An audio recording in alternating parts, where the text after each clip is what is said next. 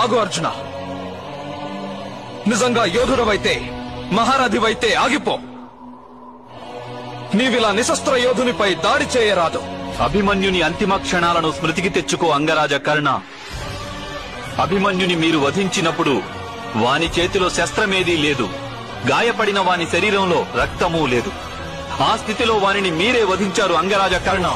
అభిమన్యుని తన బాధ నుండి విముక్తుణ్ణి చేసేందుకే నేను వానిని వధించాను వాసుదేవ. అసలు వానికి బాధను కలిగించిందెవరు అంగరాజా? తమరి మిత్రుడు, నీ సహచరుడు. 2 జాముల పాటు ఒక బాలుణ్ణి నిర్దయగా బాధించారు. కానీ మీరు మౌనం వహించారు అంగరాజా. అప్పుడు ధర్మం స్మరణకు రాలేదా?